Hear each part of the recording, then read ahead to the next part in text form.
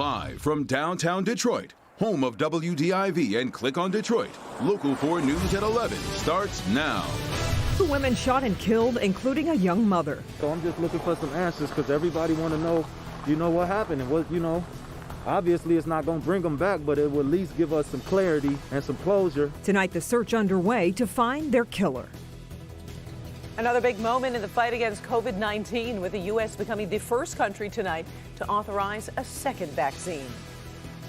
A late night in Lansing, with the state Senate approving a COVID relief bill that would put money directly into the pockets of workers affected by COVID-related shutdowns. Good evening. We begin with breaking news in Canton. Residents are dealing with power outages after a truck hit and knocked down 8 utility poles.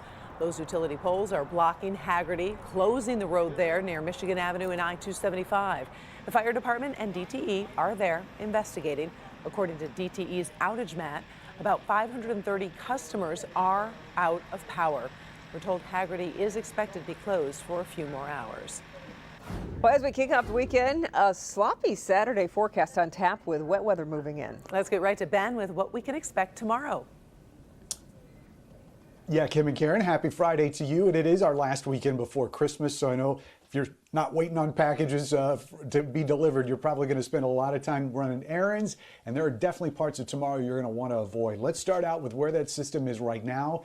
Look off to the northwest. You can see that rain and snow developing out there along that front. It's mostly snow right now, and it's headed in this direction. Models are suggesting there may be a little bit of moisture here by 7 a.m. If it does show up that early, it's going to be extremely light. Most of the big push is coming there in the early part of the afternoon, 1, 2 o'clock, starting out as snow showers, maybe a little bit of a mix, but there will be a warm push with this. So it will transition to rain showers as we get into the evening, and they'll be pretty spotty throughout the night, lingering into just the early morning hours of Sunday, but most of Sunday will be dry. So that may be a better day to go run around and get your last minute preparations in. Saturday, obviously the moderate impact from that system, better chances of a low impact there on Sunday. But we'll see another system Monday. The biggest impact of the forecast will be on Christmas Eve and Christmas Day. System coming in with snow there on Thursday, coldest air of the season on Friday. We'll see if we can actually end up with a white Christmas on the 25th when we talk to you in a few minutes, guys. Okay, Ben, thank you. Tonight, police are looking for the gunman who shot and killed a young mother and her 18-year-old niece. It happened inside this home on West Lance on Detroit's east side. Police say the shooting happened after some type of altercation inside the home. Larry Spruill is live at police headquarters tonight. Larry, you spoke to the family tonight. Kimberly, the family is devastated tonight, and they are trying to figure out what happened inside that home to those 2 women. One of them is a mother. We're all upset. We're confused. I mean, they were babies. They were kids. And, they just lost their mother 10 months ago. The news of what happened to Carlanos Todd's 2 nieces, 21-year-old Shania Todd, a mother, and 18-year-old Shakaya Todd, is taking a toll on him Friday night. Here we are, and it's just a real tragic situation. She had a son, and he's like 5 or 6 years old, so it's just really bad. Really bad. Police say an 18-year-old man shot and killed the 2 women inside this home on West Lance on Detroit's east side just days before Christmas. Officers tell me the shooting happened after some kind of altercation. Now, Todd says the 2 were there to check on the woman who lived inside this home. From what I'm hearing is that it was an argument happened between the people in the house and my nieces, and somebody in the house grabbed the gun and shot both of them and killed them. She was like an auntie to them, so we never thought anything like this could have happened. Complete shock, total, utterly shocked. Now the family is trying to figure out why. I'm just looking for some answers because everybody want to know, what happened and what, obviously it's not going to bring them back, but it will at least give us some clarity and some closure if we knew what happened, And police said the suspect left the scene right after the shooting. If you know anything about what happened, you're asked to call police or Crime Stoppers. We're live at police headquarters tonight. Larry Spruill, Local 4. Another big step tonight in the fight against the coronavirus. The FDA granting emergency use authorization for Moderna's vaccine, allowing people 18 and older to receive it. The U.S. is the first country to greenlight use of the vaccine. Like Pfizer, the vaccine is about 95% effective. The federal government has said Moderna has about 6 million doses ready for shipment, which is set to begin over the weekend. Here at home, the state extended its ban on indoor dining while allowing other businesses to reopen. The new order allows high school students to return to in-person learning starting Monday. Businesses allowed to reopen include casinos, movie theaters, bowling alleys, and stadiums, although concessions must still remain closed. The order does extend the indoor dining ban through January 15th, but Governor Whitmer says she will consider lifting the restrictions earlier if cases continue to drop. She also says the latest restrictions have proven to be working and has put Michigan in a much better spot than neighboring states. This next one is a chart that compares Michigan to all other Midwest neighbors. We in Michigan are bending the curve faster than other states that have not enforced protocols. Indiana is experiencing a spread so significant that they've had to cancel all elective surgeries in their hospitals to make room for COVID patients. We haven't had to do that in Michigan because we've been taking this seriously and following the science. The latest restriction order comes as the state reported 4,180 new cases of COVID-19 in the past 24 hours. Along with that, we've lost another 66 Michiganders to the virus. Late tonight, a $465 million COVID relief package passed the Michigan Senate by a vote of 35-2. In it, payments of more than $1,600 to workers affected by COVID-related shutdowns. There's a lot in the package. Let's get right to Mara McDonald. Mara. Hi, Karen. So here's where we are right now. This $465 million package passed tonight. Broad bipartisan support. You know, originally the governor had asked for $100 million in stimulus. The GOP-led legislature came up with $465 million. Let's look at the breakdown.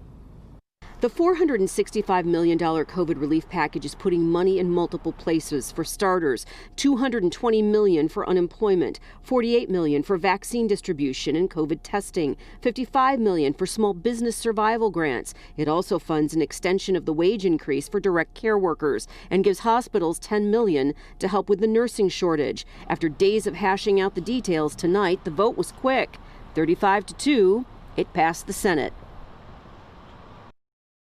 Back here live to break down those numbers a little further, that $220 million for unemployment, that should extend unemployment benefits through January 2021. In addition, there is $45 million in there specifically for workers who are either furloughed or laid off right now, strictly because of COVID-19 restrictions, like restaurant workers that would qualify for $1,650 in grant money. So there is a lot there. It's a huge bill. It's expected to pass the House on Monday. Karen, Kimberly, we're live downtown tonight. Back to you. Obviously a big development tonight, Mara, in terms of where is this money going to come from, and lots of people wondering that. Well, so here's the mix. It's a federal state mix, but most of it is state money. And where is that state money coming from? Apparently, in the midst of a pandemic, tax revenues have come in far higher than the state had anticipated. So that's where it's coming from. People spending money and generating tax revenue. Back to you. All right, we appreciate it. Thank you, Mara. Meantime, in Washington, Congress has passed a stop spending bill to extend the funding deadline to Sunday night, averting a federal shutdown. Now, the 2 days give congressional leaders time to finalize a coronavirus relief package. The House will meet again Sunday, while the Senate is back tomorrow at 11 a.m. We continue to follow the passing of Wayne County Sheriff Benny Napoleon. Napoleon lost his battle with COVID-19 Thursday night. Some of those closest to him spoke with us about what they'll remember most. There's only one or two people that refer to me by Jimmy. People that know me, you don't call James Craig Jimmy. And routinely, Benny would call me Jimmy. As time went on, I began to understand and welcome being called Jimmy, because I knew that was a show of respect. It was his way of, letting me know that we're friends. What I like about Benny the most, and I say this to everybody, is he's never been any different than he's always been. You know, he's always been accessible. He always had the common touch. He always cared about people and did things, you know, for folks who were in need. He was on something. You felt like it was going to get done right. And if he made a mistake, he'd stand up and say he made a mistake, and he'd go on to the next thing. It's just, there aren't very many like him. Me and Benny did everything together, especially the last 10 years, you know, because he said, we're going to go on the floor. Well, he would dictate to me where we're going, you know. And that's just the way he is. He always been like that, even though he was the youngest. You know, I used to tease him when we were younger. I said, man, you know, you're not Burger King. You can't have it your way. You know, and stuff. And Benny gonna have it his way because, you know, I always give in to him because, you know, my father told me to look out for him. So I said, okay.